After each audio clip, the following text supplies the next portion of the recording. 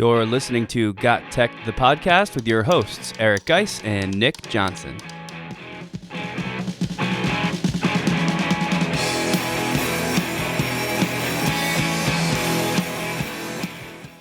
Welcome back to GotTechED the Podcast. This is episode 136 called 23 Websites Teachers Should Know About. In this episode, we'll share 23 unique and exciting websites that can be used by teachers and students for a wide variety of classroom activities. This is another episode you don't want to miss. Check it out.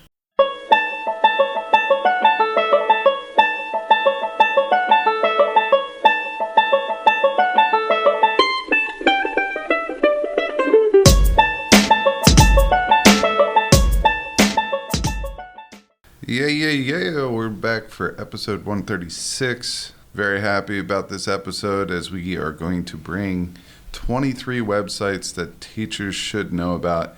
And what we're hoping or what we're shooting for here is that there's one website that's going to help you out in some certain way, whether it's give you some project ideas or give you a whole curation of project of ideas, or maybe a one-off how you can use something in your classroom, something along those. And we have a lot of interesting ones for you today.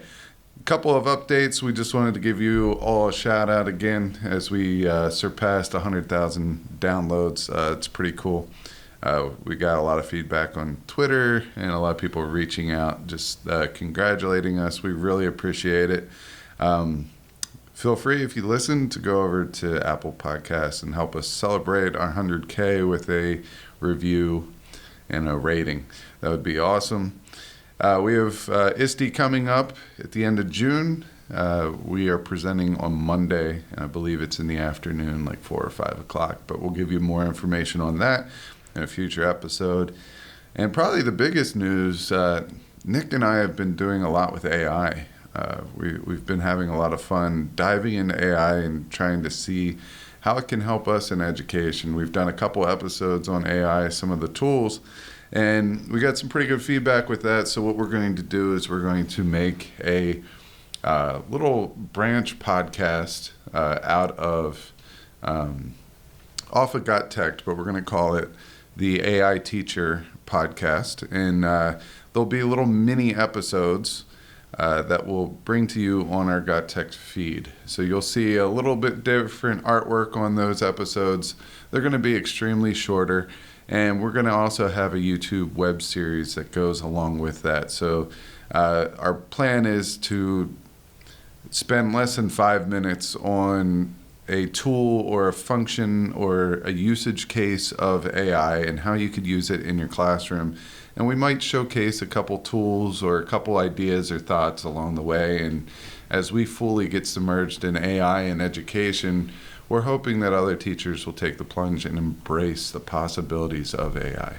Yeah, though, and the whole idea is that, you know, in 2023, when we're doing this episode and starting this branch podcast that we're telling you about now, AI is just in its infancy as far as having been released to the world. So it's available to students, it's available to teachers, and if you're listening to our show, then you probably are aware that there's lots of ed tech tools that immediately started incorporating AI in what they do. Lots of new ed tech tools being developed that solely use AI, this artificial intelligence writing, things that will write quiz questions for you automatically, things that will summarize articles for you automatically, things that will write your lesson plans automatically. And obviously this is a game changer.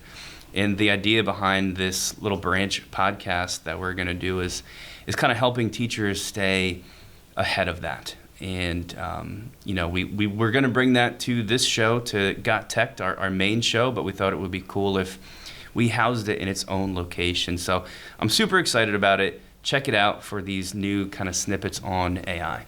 Yeah, if you do want to check it out, we are currently building that web page, but we're running it live because there's all sorts of information on there already that will be helpful to you as a novice or advanced AI user, teacher in your classroom. So if you want to go over and check out that web page, it's theaiteacher.tips. So the AI teacher, all one word, .tips. and you can check out what we have so far. We have a couple of episodes that we've done with GotTech that we tagged on there that have to do with AI. We have a blog post, which is a curation of AI tools. It's like a master list. I think we have somewhere between 60 and 80 tools right now that you can use in your classrooms. And we're also going to be dropping some of our YouTube videos that we've talked about with AI in there right now to start. But in the near future, you should start seeing some episodes of the AI teacher. Like I said, like Nick said, it's going to be under GotTech, but you're going to see that they're very, very short episodes, and it's just introducing one tool or one tip. And we're not going to put this as a every 2 weeks type of podcast. It's kind of going to be whenever we get around to it, because this is a passion project, but we are emerging ourselves pretty quickly, and really we do a lot of work with AI right now, so we should be pushing these out soon. This podcast is a proud member of the Teach Better Podcast Network. Better today, better tomorrow, and the podcast to get you there. You can find out more at teachbetter.com/podcasts. Now let's get back to the episode. So put a pin in that. We're going to put that AI in our back pockets as we transition into this episode of GotTech, which is not about AI. We have had some recent episodes covering that, but this one's not going to be, this is more of like a, traditional use of the internet. We're just talking websites. And what that means is these are not extensions. These will not be standalone apps, although some of them might have those things. We're just going to focus on, you go up to that little URL bar and you type in the website and you go there and it's got some cool stuff. And that can mean lots of different things. Some of these are simulations. Some of these are like informational databases, all sorts of different stuff. Some of them are creation things where you can make music, play music, do all kinds of cool stuff. That's how I would categorize these websites in the theme for today. This is cool stuff. 23 websites that offer really unique things all across the educational spectrum, things that will work for the lower grade students, higher grade students, things that are for teachers, things that you're going to want to push to your students for classroom projects, and some stuff that's just flat out interesting to check out too. So we hope to inspire you with some of these and spark a little creative moment for you to build in some of this stuff into something that you're working on in your classroom. And I believe the first one up is called Wonderopolis. I'll kick it over to you, my friend, because you're the one that found this particular tool. Yeah, Wonderopolis is an informational site that helps kids ask and answer interesting questions about the world. And as I click on this site, the font kind of reminds me of Willy Wonka and the Chocolate Factory a little bit, or a Roald Dahl book. But the whole thing is very inviting. The whole website is very inviting. And one of the wonders that is up there is, where do political symbols come from? Find out how the donkey and the elephant became the official symbols of the two America's largest political parties. But if you wanted others, you could keep scrolling down. It covers all different topics. I kind of equate this to Johnny on the spot reading. So it's kind of little short tidbits that can really interest your students. So up at the top, you have home, you have explore wonders, what are you wondering, and collections. So explore wonders are ones that are out there already. What are you wondering are a place where students can ask questions. And then there's collections. So as I go into explore wonders, I could see things like, is acid rain dangerous? Where did the Earth's water come from? Why do some plants not need sunlight? These types of things. As I scroll down even further, who is Nellie Bly? Do you believe in magic? Who is Eddie Bernice Johnson? So there's a big collection or big array of topics that you can look at. As you go to the top and you search under collections, we have Wonders of the Day celebrating Black History, Wonders of the Day celebrating career explorations, celebrating Earth Day, and there's a whole bunch of different things underneath those that kids might wonder about, or it might give them, something to look into. Some other collections are celebrating technology, women's history, Hispanic heritage, celebrating family learning, and so on and so forth. So these are collections of wonders that you could do. But this is pretty cool because I know, in particular, my 7-year-old son would love some of these because he questions everything and he wants to know everything. So I could see doing one of these like after dinner when we're trying to wind down a little bit and just clicking on one of these and talking about it. And I think that's pretty cool. Yeah, I mean, a lot of kids question everything, and you want to like encourage that as much as possible. I love this kind of stuff, and it's the sort of thing that interests me big time. I would encourage from the educational side of things here, this is how you want to be starting off your lessons, right? By instead of up on the board having, here's the objectives for today, and you can still do that, and that's fine. Kids should know what they're about to learn, but maybe more important, or at least to go along with that, see if there's a question like this that inspires wonder to get things rolling. I mean, if you just have up on the board, who is blank, some person's name, even if that person is just a small part of the lesson you're about to teach, just phrasing it in that way is enough to sort of spark an interest in the students that can carry them through that lesson. And, I know for me, it's a personal goal to do more of this. As a science teacher, there's tons of things to wonder about, and I think you could apply that in lots of different lessons too. That's what jumped out to me with Wonderopolis, is that it's not just natural phenomena that link to science. It's social studies things as well, and all kinds of subject area connections. So that's a great one. So the second one we got, which I did not find, our supervisor found this and shared it after a training that we ran at our school. It is called the Pessimist's Archive, and I'm particularly excited about this one. That's why I put it right at the top of the show, hoping more people listen to it. The idea is that throughout history, as new technologies have developed, whenever something new is first released to the public, it tends to be bashed by people and cut down as going to change the world for the worse, and how can we institute this new technology? People are not ready for this, and we have to stop it. This came up because as we are trying to prepare our staff for the AI revolution, that's a lot of what we hear is, why is artificial intelligence being shared with the public? People are not prepared for this. Think of all these negative side effects. And, while that stuff deserves to be listened to and dealt with, it's worth considering at least. And this website is an awesome resource for this. It's worth considering that those types of things and comments have happened literally every single time something new comes out in the world. Going back to, this website, if you go there at the bottom of the screen, it's got a little timeline going back to the 1800s. And you can click on these little icons. I clicked on bicycle, for example, because believe it or not, when the bicycle first came out, and they have 65 newspaper articles here about this, in the 1800s, the bicycle was blamed for all kinds of problems. One of these articles is arguing that the release of the bicycle will turn people insane. It will devastate local economies. It will destroy women's morals.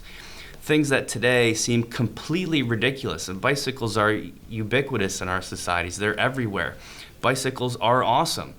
And, they've got tons of these little icons, airplanes, teddy bears, television, computers, right? All things that humans have learned to live and deal with are listed here. And I can guarantee you that artificial intelligence is going to be on that list. So this could be the start of really, really cool stuff in your classroom. Immediately I thought of debates, right? And you can go back historically and have students see some of the silly arguments that have been made about things in the past.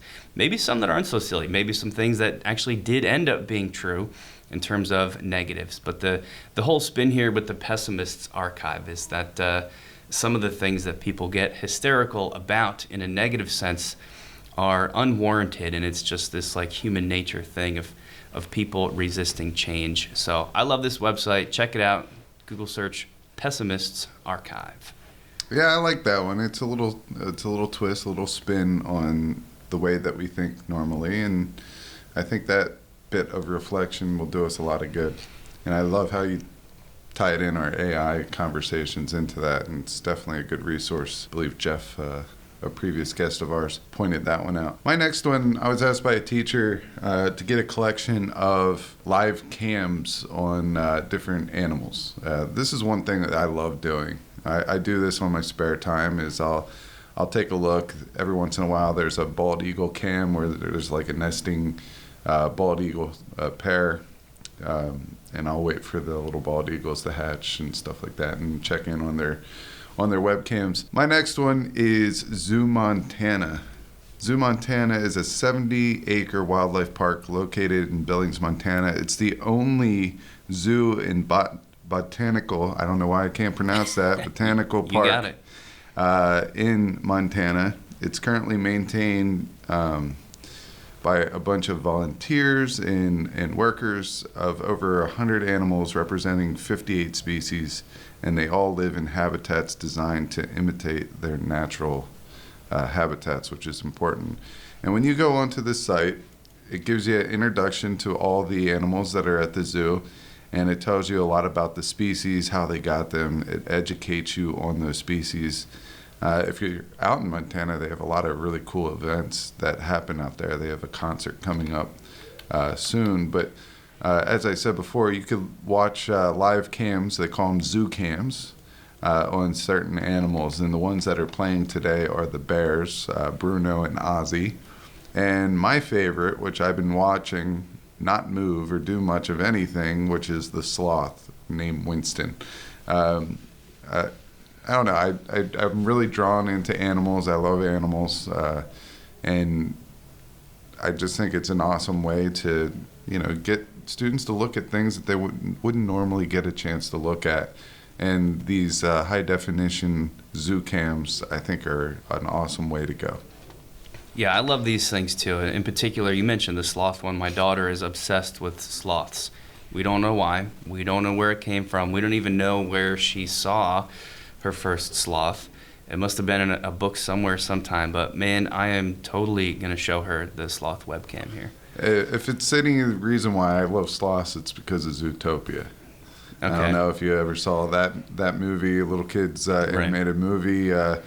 The sloths are the workers at the DMV. Right.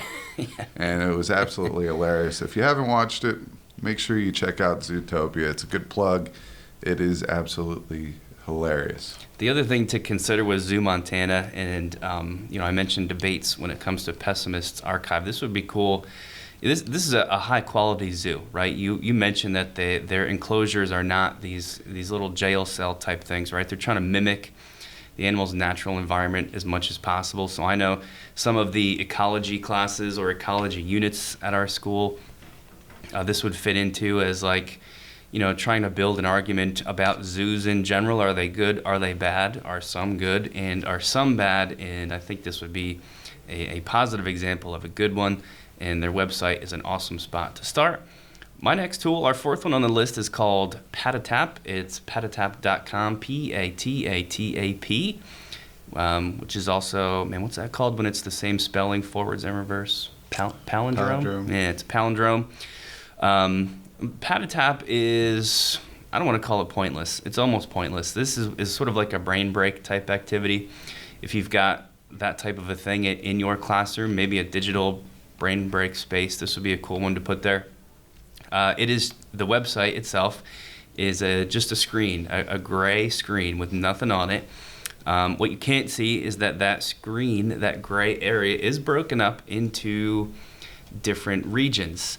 And when you click on those different regions, it makes a different sound and gives you a different visual. I'm going to actually try to do this on my laptop now. I'm not sure how much of the sound is going to be picked up by our speakers here, but just to give you a sense of it.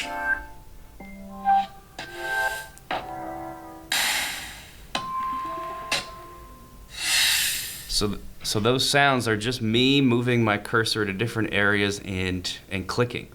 The same thing is going to happen if you hit different keys on your keyboard. Every single one makes a different sound and gives you a different image. And if you hit the space bar, It's going to cycle between screens, so it's going to change from gray to pink and yellow and green. And each color is an entirely different, basically a different soundboard that will give you different results. I find the sounds particularly relaxing. It's fun to just sort of click around and mess with. As far as a purely educational use, you'd have to get super creative there. Like I said, I just think it's a fun little way to rest your brain and give yourself something entertaining to do before you move on to that next project. So check it out at patatap.com. Yeah, I like these little creative, like almost like brain break type resources and websites.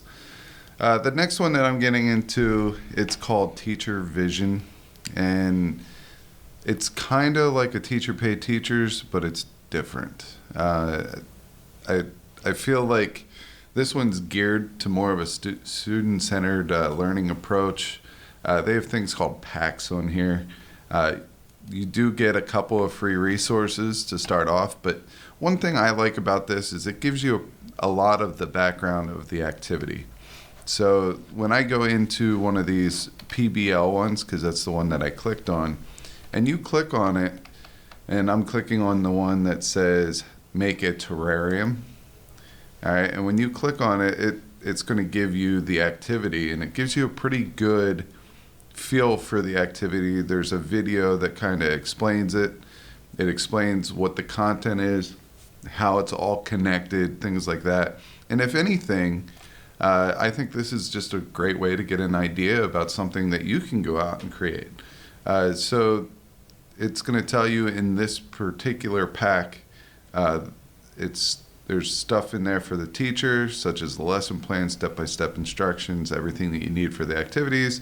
And then the students get a full color student pack complete with all the printables and instructions and research activities. Just print or share and teach. All right, so it has everything as far as the different parts of that lesson.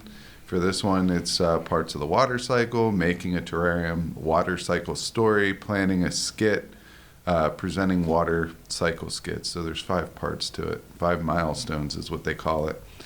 It gives you a list of all the resources. It tells you what grade it's for. This is for 3rd grade. Provides an overview, how you can get your students into groups, the sequence and pacing, and what technology that you need. All right, so, and it also gives you a kind of a preview of what the student and teacher pack looks like. I think it's just a great way to get some ideas for something that you want to do in your classroom. So simply just go in there, set your grade scale, search for your topic, and see what comes up. Maybe you could get inspired by something and change it up and have students make it based on an idea that you took from Teacher Vision, or pay for the premium pack, or pay for a membership onto the site. My favorite link here is called Themes. So if you go to their homepage and click on Themes or hover on Themes, it's going to give you a menu of just tons of different stuff. Foods, green activities, heroes, insects and bugs. And I just clicked on one called Human and Animal Homes, just as something random. So to give you an example, when you go there and click on one of these themes, it's going to pull up tons of resources related to that theme. So there's a link that takes you to a resource about how to build a house. They have a film strip about how to build a house. They have a book about how to build a house. They have images of people building homes and the different steps to it. Pictures of different types of shelters, just all the resources you might need for a project about building a house. This can relate to social studies and the different types of homes that exist in different cultures around the world. This can relate to science because it touches on different animal homes and similarities between the places that animals live. They've got it then grouped into history resources, social studies resources, technology resources, animal habitats, all different things but centered around this common theme. Super cool. And this is like, for modern teaching and sort of giving kids tasks and project-based learning, what an awesome place to start. So I like that one a lot. I also like my next one, and this is not going to be as, the scale is smaller on this one than it is with Teacher Vision. Teacher Vision could work for any teacher. Mine is called riverstyx.com, STYX, riverstyx.com, because this is about, it's a resource for mythological, gods and goddesses. If you teach that in, like, say, an English class, I know when I was in high school, we had a unit on that, like Zeus and Hades and all these different, historical figures from ancient Greece, then this would be great. If you don't teach any of those things, then you're going to skip right over this, except maybe for one purpose, which I'll get into in a second. I just want to read everybody what's on the home screen of this website. It's very visual. There's an audio component, so what I'm about to read, the students can click a little audio button, a speaker, and it's going to read them this out loud along with a little video that plays as it reads. But there's some dude standing in a boat, and he's rowing that boat across a river. And next to that it says, I am Sharon, not sure how you say it, your guide. As the boatman who transports all souls of the dead across the river Styx, I will help you navigate your way through its watery tributaries. As you travel with me down the river, read from my musings that I've scattered throughout the voyage over the past 4,000 years. And if you think yourself worthy, offer your own ideas or ask a question. View others' questions and ask and provide answers at the Ask Sharon bookshelf in the library. So this whole thing is a series of videos, challenges. There's a lot of games built in, sort of centered around this, these mythological figures. So you're learning about them, but it's fun because there's games. Like I said, there's challenges, there's stories, there's a library that you can interact with. And there's a menu along the top of the website that lists different realms. Like they have a zombie one, there's a limbo one, there's one called the Falls, the Cave of Persephone. Cool stuff. Now, I'm never going to use this because I teach chemistry. However, what I really liked about this is it kind of reminds me of some of the websites that you and I build for escape the room challenges, where the kids are sort of in this digital website world and they're interacting with the information and the audio and the video on these websites. So while I'm not going to use it, it did give me lots of great ideas to sort of build out a digital world space that might work in my own classroom. So it's really cool, riverstyx.com. Yeah, this one's awesome. I've been playing around with it since you started talking about it, and I actually forwarded it to our Latin teacher because I think she'll be able to use Riverstyx in her classroom, maybe after the AP exams, because mythology is a big part of Latin and the classroom. So awesome job there. All right, my next one, and I very rarely talk about math tools. I don't know why, but I've noticed that I shy away from math tools. I really like math, except for geometry I struggle with, but that's a topic for a different day. Mine is called the Math Learning Center, which offers a comprehensive standards-based math program as well as an innovative supplemental resources. So when you go onto the website, you're going to have some tabs up at the top, curriculum, apps, for educators, for families, about in store. What I want to point out is the for educator spot. Here you could get professional development, you could find free lessons and publications, you can find blog posts, and they have their own podcast. All right, when I go into the free lessons and publications, they have grade-specific collections here, such as the pre-K story collections, Box It or Bag It, problem solving with story boxes, learning to think mathematically, that's for K through 5. There are bridge breakouts. There are practice books, Math in the Mind's Eye. That's for grades 1 through 12. So we have things extending from pre-K all the way up to 12. There's a whole bunch of different things. You click on one of them, and what it's going to do is it's going to give you options to download PDFs for the activity. So they have bugs across the curriculum for K through 2. They have frogs across the curriculum also for K through 2. So you can kind of give them, and there's another one actually, sea creatures across. So you can basically run the same activity with 3 different creatures and have the students pick what they want to do. There's also a grade level 3 make change, a money game, bridges breakout that you could download the PDF, and it's pretty easy to get to, but you could keep scrolling down. They have stuff K through 3rd grade on this one. There's a 5th grade one, data analysis, exploring the mean, mode, and range. All right, and it seems like it's gamified, and when you go and download all these resources, it's pretty simple. It automatically throws up a preview, and it gives you everything you need as far as the introduction. It breaks down the pacing, things like that. It gives you your lesson plan, a full lesson plan for you to look at. And then it goes into how you're going to set up all the teaching and activities throughout the whole thing. So it has everything there. It's 100% free, and it looks pretty cool. All right, my next one, I'm going to do fast because what it does is pretty simple. It's called Talking Points at talkingpts.org.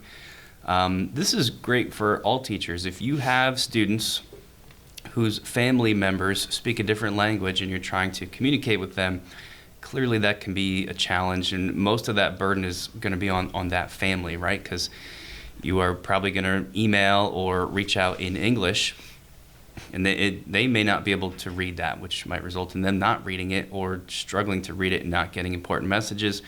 So Talking Points will allow you to essentially text or chat back and forth while it automatically does the translating for you, which is so super cool. So if you can picture that you, the teacher, you send a message, and they have an app for this, you send the message in English, and as that message goes to the family, it's automatically translated to whatever language they want, and then they can message back in their own language, and it automatically switches it back to English for you. So from the 2 groups' perspective, you're just talking to each other, right? You don't really even know that there's a language barrier happening. The benefits of this are super clear, and I think this has great potential. With any tool like this, of course, you're going to want to clear it with your school's IT department first to make sure that it's okay to be pushing this out.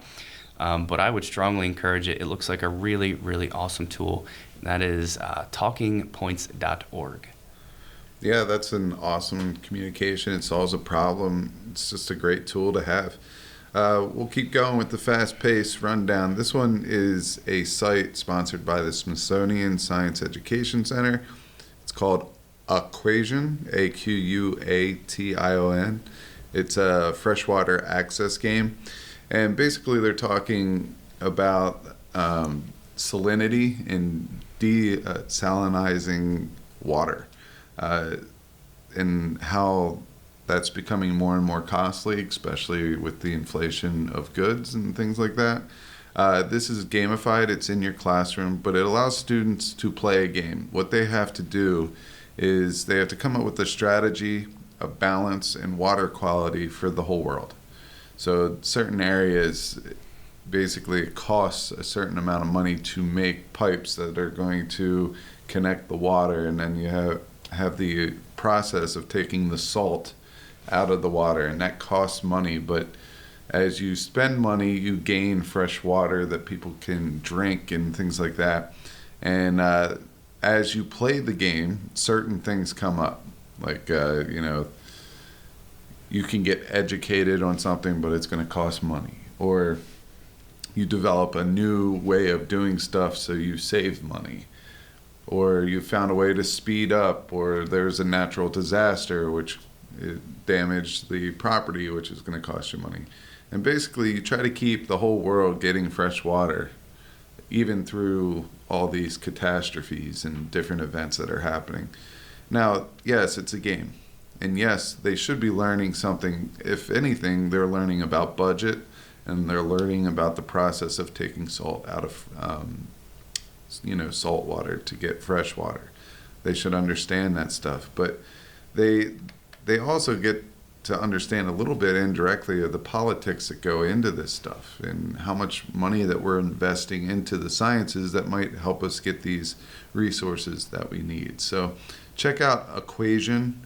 It will be in the show notes. There'll be a link there. Just check it out. I think it's a neat experience for students for sure.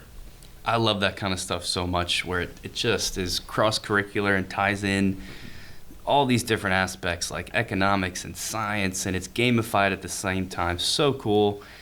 This next one's really cool too. This is number 10 on the list. It's called everynoise.com. I just shared this with our music teacher here. There's a history of rock and roll class where I think this is going to apply. But we could make this interactive too. So here I have a task for everybody listening. I want you to, when I'm done with this, hit pause on your phone or your whatever, however you're listening to us, and try and just think of as many different music genres as you can. Okay, hit pause. And if you've done that, you maybe thought of 4, 5, 6 different genres, right? Maybe you got hip hop, rock and roll, classical, jazz. There's 4 that I could rattle off at the top of my head. If you really put time into it, you could come up with a bunch more, right? But if you head to everynoise.com, you will find a list of, I was going to say hundreds, I think there's thousands of different, these are called micro genres of music listed out. They are all grouped so that if all of the rock micro genres fall within a certain region and the pop ones fall in a certain space, and there's so many, it's ridiculous for me to even, I'm just going to throw some names out here. So, here's a common one, alternative rock. And then next to that is Mississippi indie. And beneath that is Denton, Texas indie. And then if I scroll way down to the bottom, there's Czech folk rock and Western Mass indie. And if I go way down to the bottom, we get out of the rock section altogether. And there's a micro genre called Persian traditional. And then even further than that, there's another one called Hungarian classical piano. All the classical stuff is like way at the bottom. There's a hip hop section. There's an EDM section. Here's one called Spanish pop rock, country pop, comic metal, J-rock. You haven't heard of any of these things because nobody has, but whoever made everynoise.com put them all in one place. So cool, just for understanding that there's this many things out there. I'll also add that each of these micro genres is a clickable link, so when you click it, it'll play a song, a sample of that music, so you can also sort of engage in it in that way. What an awesome website, everynoise.com. Yeah, I really like that one, especially as a teacher where we try to bring in culture into our classrooms. We could play some of these genre clips for our students and introduce them to not only some of the traditional stuff within that culture, but maybe some of the other stuff that comes out of that area, which is really, really cool. I think maybe I should share, even though it's going out of order, I'm going to share the one that I have that is similar to that, and it's called Radio. It's R-A-D-I and then 5 O's. And it allows you to discover music from all over the world. So Nix was kind of a collection of all these genres all over a web page. If you think of a word map or something like that, that's kind of what his website makes it seem like. It's everywhere, and you just click on it. Yep. And you hear it. Mine it has a world map, and you click on the area within the world map, and it's going to play something from that area.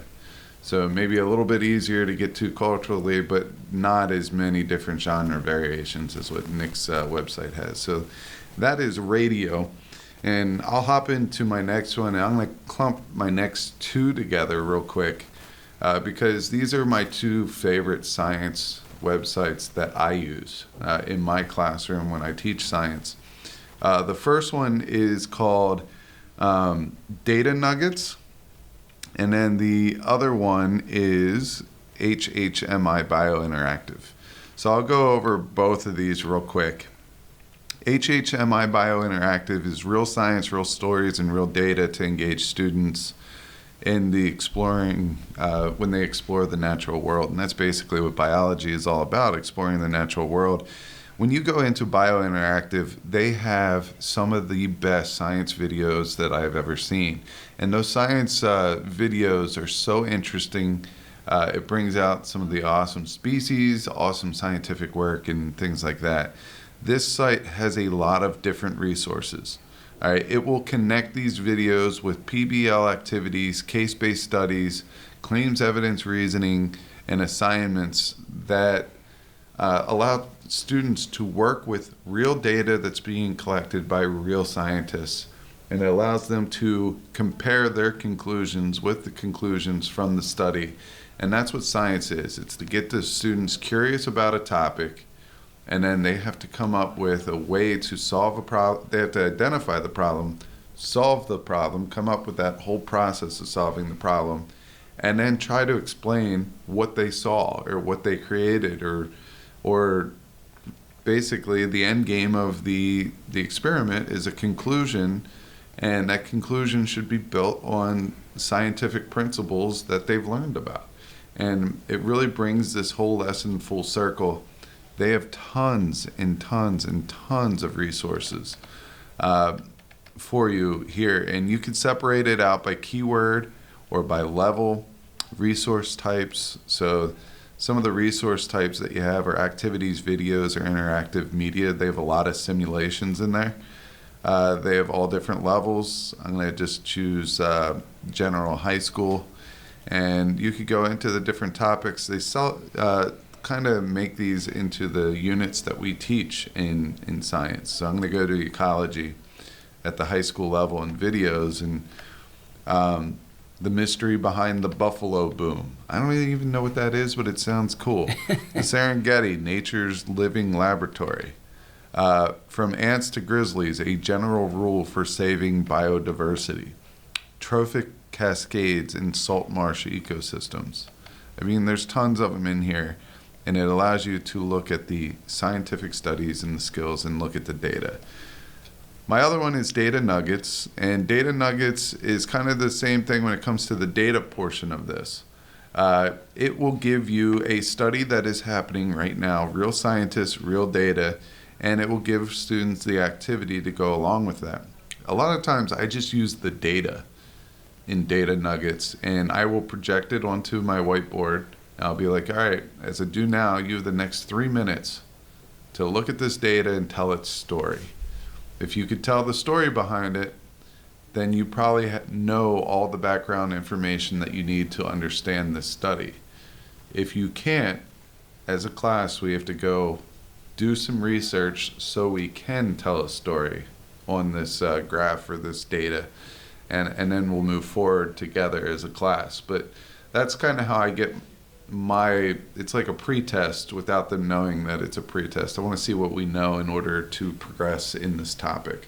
If everyone knows it, why spend time on it? Why spend time getting to know the background stuff when we could get down and dirty with the data? And I think that's very important. So check out Biointeractive, HHMI, and Data Nuggets. Yeah, for science teachers, and you can lump math and other stuff in there too. Those sites are awesome, and you got to get in there. Since you did two, I'll do two as well. The first one I'll go through quickly because it's very specifically for computer science teachers, which I am not one, so I can't comment much on this other than to say it sounds super cool. It is called NAND Game, N-A-N-D game, and NAND Game is going to take the experience of building a computer, which is complicated as that sounds. It's something a lot of students do just on their own time. If they're into computers, you can do that. You can buy the components. You can bring this to your classroom digitally with NAND Game. So it's going to allow you to kind of drag and drop different components of a PC into this digital space where the PC you're designing then comes together. It's gamified, so there's different levels and challenges, and once you accomplish like the first initial basic setup, and you pass and you get to go on to the next level, and it's all done for you. Could be really cool if this is the type of thing that you're addressing in your computer science class. That's at nandgame.com. The next one I've got is extremely unique. I could see this fitting in a couple places, an English class right off the top. If you're reading a book, let's say, that relates to a theme of, this is all about a theme of trust, in particular trust between people in a modern world where trust we don't always have it, right? In schools especially, there's lots of security issues and everybody's worried about all kinds of things. And the website, by the way, I should say that, it's ncase.me. And it uses the theme of, there was this event in World War I. So there's a history tie-in too, if that's something you teach. But in World War I, on Christmas Day, the soldiers on the front lines established a truce with each other and actually exchanged gifts, even though they were in the midst of fighting. So, in this worst possible scenario of deadly battle, these people established trust in each other, complete trust in each other, and then the next day went back to fighting after they had exchanged gifts. So it explores that story, and it talks about kind of relating that to modern day and the people you trust and don't, and why. And it's just a really, really interesting activity that I think could be a strong building block to some larger scale lesson or paper maybe that your students are trying to write. So that's ncase.me. I can't believe that's a true event. Is Right? it a true event? That I've is never heard of this. I've never heard of it either, but it seemed legit. I didn't fact check this, but they claim, this is actually something that happened.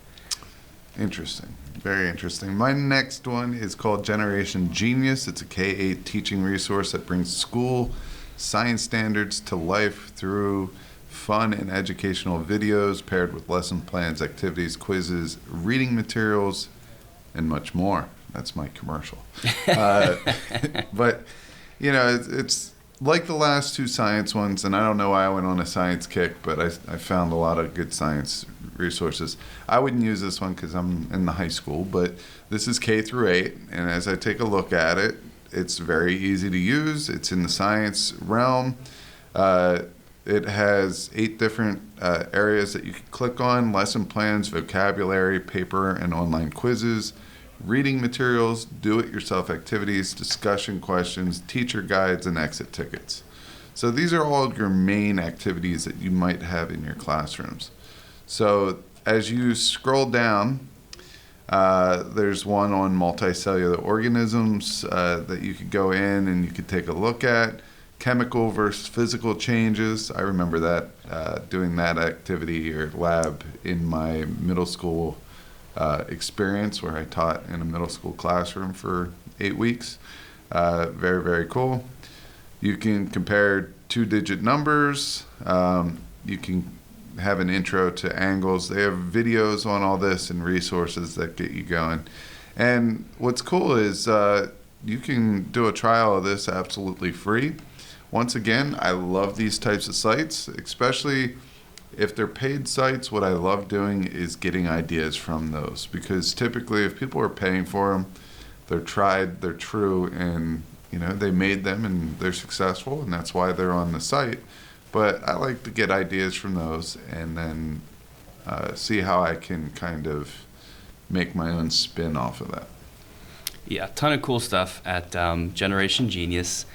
And I hope this doesn't throw us off too much, but because you did a science one, I'm going to actually do my next 3 resources all at once because they're all science related. So we'll just kind of blast these out there. The first one is called 100,000 Stars. You can find them at stars.chromeexperiments.com. So cool. The whole website is a visualization of, it starts, some scale zoom out of the universe. You can zoom way in until you're looking at the sun of our solar system, or zoom way out until you're looking at the entire Milky Way.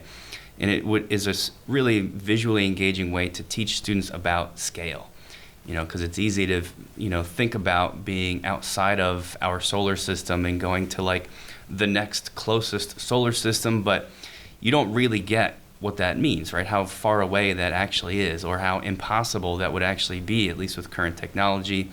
So this gives the students the ability to zoom in, zoom out, and see wow, this stuff is, the distances here are extreme, and it's a way to give or teach students about that scale digitally. Very, very cool. Just a disclaimer there, do not look directly into the sun. We want to make sure that everyone stays safe out there. Vision is important, people. So important. All right, so that's for the physics or astronomy teachers. Next up, I've got one called Orb Farm at orb.farm. It gives you, on this page, there's a circle, basically. And in that circle, you can start adding things like sand, stone, wood, water, algae, grass, and then, so that's sort of like the environment. And then the living things you can add, there's a microorganism called Daphnia. You can add bacteria, you can add different types of fish. And when you click play, the biome, I guess, I don't know if that's the right word, you can correct me there, but the environment that you've created, it's going to start playing out what would happen if those things were mixed in like this little digital terrarium, I guess you want to call it. It's going to monitor things like oxygen levels and carbon dioxide levels. So if you have too much Daphnia, you're going to have too much oxygen. And this little meter is going to show you that you're in the red zone. So if you add more bacteria or more algae, you can shift that back and forth. It would be a really cool interactive way to let students learn about the interplay of all these different things in an environment and how interconnected all this stuff is. That's orb.farm. And the last science one I'll throw out there, I think, is actually something we've shared before. I didn't realize that when I made this list, but it suddenly clicked. It's called Search Shark Tracker. And it's a shark tracker. It shows you a map of the entire globe, and you can zoom in up to really small scale distances and see sharks that have been tagged and watch their movement. This is something researchers use, and they made it available to people. Right now I'm looking at just off the coast of New Jersey where we are, and there's a white tip shark that's 13 feet long just off the coast of Atlantic City. And I can see where that shark's going. It's got information about that shark and the last time it was picked up and checked out and how healthy it is and its size and its weight. It's just super cool to know that sharks are out there, and there's a lot of obvious ways you could use this in your classroom if you are teaching, some type of a biology lesson that might tie in sharks. So there's 3 science ones back to back. I hope I didn't mess you up there with whichever one you're going to talk about next. No, I think this is awesome. A little bit southeast of Tom's River right now, Mary Lee, the white shark. It's right there at 16 feet. Yeah, they got names too. I don't know. Awesome. Yeah, it's pretty awesome. Cool. There's a 10-foot one named Hallie close by. Mission, a 5-foot 2-inch shark, is a little southeast of Great Bay. That's really, really cool. I had no clue about this. I don't think you did share this one. Yeah, before. maybe I could be wrong. But I think either you shared one with lightning strikes. Oh, that's lightning tracker. Yep. Lightning tracker. I do remember that. But this one is super, super cool, especially if you have a boat. Yeah. And you could get out and you can look at these. All right, so I'll go into my next one, and this is one that was at the Teach Better conference, and I know I shared it out once before, but that's before I actually met them and talked to them. This one's called Educational Blueprint or Education Blueprint. I don't know why I add the AL every time I say it, but Education Blueprint. It's an interactive platform where teachers like you can just go find, share, and rate resources. It's free. You put it up there for free. I know on there I put our Teacher's Guide to Student Podcasting. That's on there, and you could go over there and rate it. It's a relatively new spot, but if it's up there, the resources are up there, and you could rate them. You can see what is quality and what is not quality based on the rating. And it could be resources like different podcasts to listen to. It could be resources as, a science project or a science fair, how to run a science fair, and you could go check that out. But there are a lot of different things on there. They're free, so go check them out. My next one is called Share My Lesson. Share My Lesson is basically a collection of lesson plans and professional development to support students and your goals. So you go there and it says, I'm looking for, you enter in keywords or a lesson, you select the grade level, you select the subject and the resource type, and it's going to come up with a collection of those. Right now there's a lot of collections for Earth Day, and that's the ones that they're featuring on there. But you could go check those out. So this is another spot to get ideas and also to download and look at lesson plans and resources. And then my last one is called Twinkle. Twinkle is another spot to find a bunch of resources, downloads, and more. It's very, very cheap for the membership. It's $7 a month, and that will get you unlimited downloads and over 1 million plus resources, with resources being added every single day. So if you go over there, if you spend more than $7 on teacher-paid teachers throughout a month, or a decent amount throughout the year, I would strongly recommend checking out Twinkle for some more resources, and maybe that might help you out financially if you're deciding to pay that. All right, that's great, and I guess that means I'll close it out with our 23rd website. It is called The Moth, and there's tons of stuff at The Moth. They started as a storytelling website where people could post stories. I'll just read you their little mission statement here. Their mission is to promote the art and craft of storytelling and to honor and celebrate the diversity and commonality of the human experience. There's just so many cool stories. If you go to the website and check it out, you'll see what I mean, and a lot of them you can listen to as well. So besides reading it, you can actually play like an audio version of that story.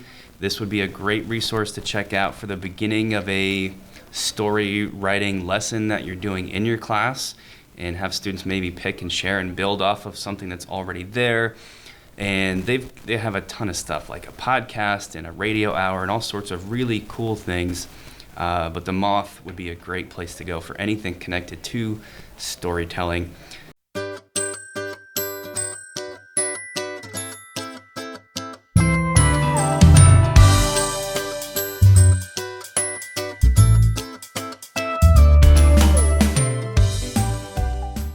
I think that also wraps it up for this episode, so I'll close us out by saying, do us some favors. Subscribe on Apple, Spotify, Google. You can find our YouTube channel if you look up GotTech the Podcast on YouTube, or on Twitter, Facebook. Like I said at the top of the episode, write us a review. That would be fantastic. Check us out at GotTechED.com, and check out the Teach Better Podcast Network as well, where you can find us and tons of other awesome podcasts.